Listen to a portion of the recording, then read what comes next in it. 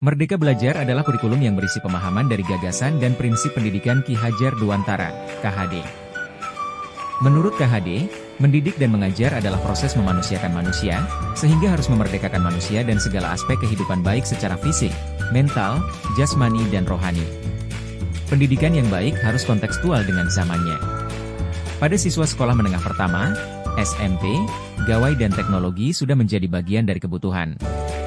Mereka yang sering disebut sebagai Gen Z berdampingan hidup dengan seluruh kemudahan yang diciptakan oleh teknologi. Piranti laptop maupun handphone menjadi sarana utama pelajar Kota Madiun dalam melaksanakan pembelajaran daring. Sehingga kebiasaan siswa belajar menggunakan gawai menjadi kebutuhan sampai saat ini walaupun proses pembelajaran sudah berlangsung secara tatap muka atau luring. Pelaksanaan praktik baik dengan judul Podlitera.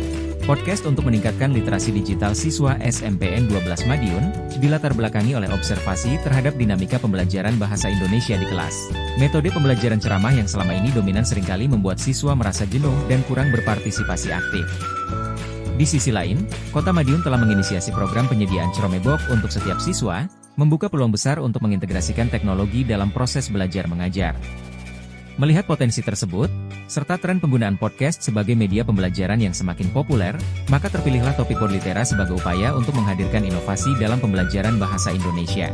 Podcast dianggap sebagai media yang menarik dan relevan dengan minat siswa saat ini, serta dapat dimanfaatkan untuk meningkatkan literasi digital mereka.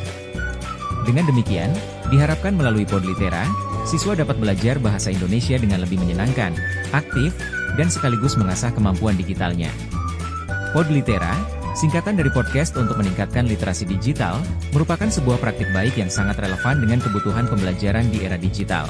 Melalui Podlitera, siswa SMPN 12 Madiun tidak hanya memperoleh pengetahuan baru, tetapi juga dilatih untuk menjadi pembelajar yang aktif dan kreatif. Podcast sebagai medium pembelajaran yang inovatif, memfasilitasi siswa untuk mengeksplorasi potensi diri dalam menyampaikan ide dan gagasan. Dengan memproduksi podcast sendiri, siswa secara tidak langsung dilatih untuk berpikir kritis, menganalisis informasi, dan menyusun argumentasi yang logis. Proses kreatif ini tidak hanya meningkatkan kemampuan literasi digital siswa, tetapi juga menumbuhkan rasa percaya diri yang tinggi dalam berkomunikasi di depan publik. Podlitera juga menjadi wadah yang tepat bagi siswa untuk berkreasi dan berinovasi. Dalam era informasi yang serba cepat, kemampuan untuk menyampaikan informasi dengan cara yang menarik dan mudah dipahami menjadi sangat penting. Melalui podcast, siswa dapat bereksperimen dengan berbagai gaya penyampaian, efek suara, dan musik latar. Hal ini tidak hanya membuat podcast mereka menjadi lebih menarik, tetapi juga mengajarkan siswa tentang pentingnya desain pembelajaran yang efektif. Dengan demikian, Podlitera tidak hanya sekedar kegiatan belajar mengajar, tetapi juga sebuah ajang untuk mengembangkan kreativitas dan keterampilan abad ke-21 yang sangat dibutuhkan di masa depan. Salah satu tantangan terbesar dalam pelaksanaan Podlitera adalah menumbuhkan rasa percaya diri siswa untuk tampil di depan kamera. Tidak semua siswa memiliki keberanian yang sama untuk mengekspresikan diri di depan umum, terutama dalam format audiovisual.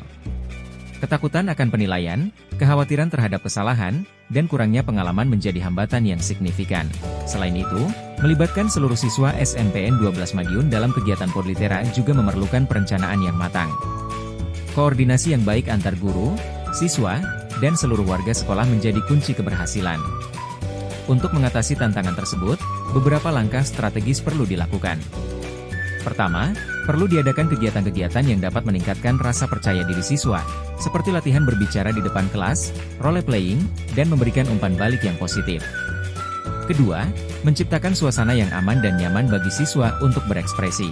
Hal ini dapat dilakukan dengan memberikan dukungan moral, menghargai setiap usaha, dan menghindari penilaian yang bersifat negatif. Ketiga, memberikan pelatihan dasar tentang teknik produksi podcast, seperti penggunaan perangkat perekam, editing audio, dan penulisan naskah. Dengan bekal pengetahuan yang cukup, siswa akan merasa lebih percaya diri dalam menghasilkan karya yang berkualitas.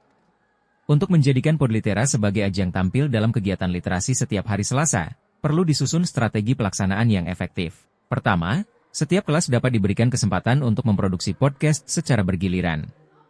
Kedua, melibatkan seluruh warga sekolah dalam kegiatan literasi, tidak hanya sebagai pendengar, tetapi juga sebagai pembuat konten. Misalnya, guru dapat membuat podcast tentang materi pelajaran, petugas perpustakaan dapat membuat podcast tentang rekomendasi buku, atau siswa OSIS dapat membuat podcast tentang kegiatan sekolah.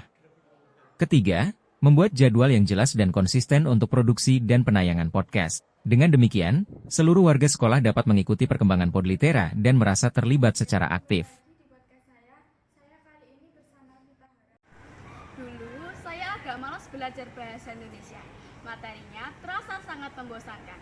Tapi setelah guru saya memperkenalkan podcast, semuanya berubah. Saya menjadi lebih suka mendengarkan cerita dan puisi. Podcast membuat pembelajaran bahasa Indonesia menjadi lebih hidup dan relevan dalam kehidupan sehari-hari. Sampai sekarang ini, saya masih mencari podcast terbaru untuk saya dengarkan di waktu luang.